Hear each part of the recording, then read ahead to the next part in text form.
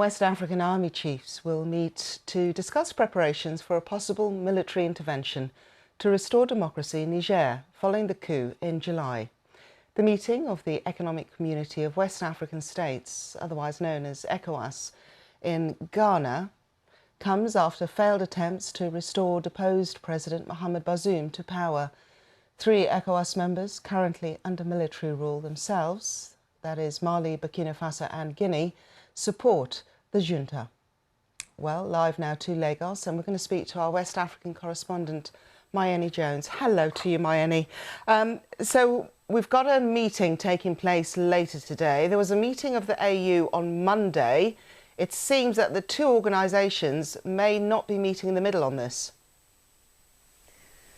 Yes, ECOWAS seems to be mostly in support of military intervention, whereas the African Union has come out against it. So it's not clear what that will mean in terms of whether intervention will actually happen. But I think it's fair to say that ECOWAS is certainly keen to send a message that they're ready for an intervention if need be. They went from last week saying that a standby force would be put in place, but without giving much details, to now putting a meeting in place with defense chiefs in Accra today and tomorrow to talk about the practicalities of this intervention, how many troops each country can contribute, because ECOWAS doesn't have a central troop, so each member state has to contribute some troops, to talk about resources, to talk about some sort of framework that these troops can operate under. And I think they want to send the message to the junta in Niger that they're ready to intervene if need be, that they will do good on their threats.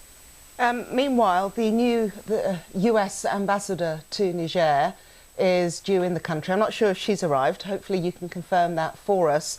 Her name is Kathleen Fitzgibbon. Any indication that she would be producing her credentials to the coup leaders?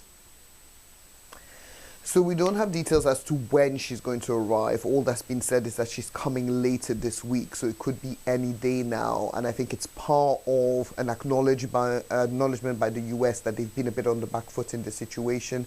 They haven't had any kind of diplomatic presence on the ground. They're hoping that she's able to remedy this once she comes.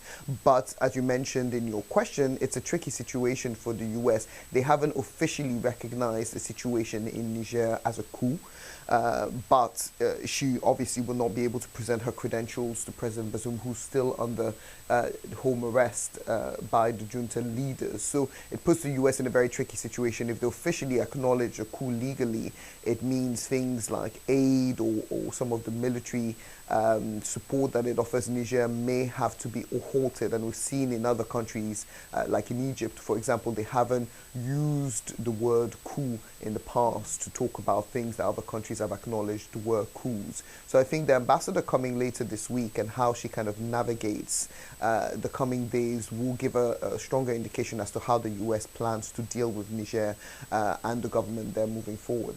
Mayeni, and meanwhile the pressure is growing, isn't it? There's a looming humanitarian crisis according to the UN.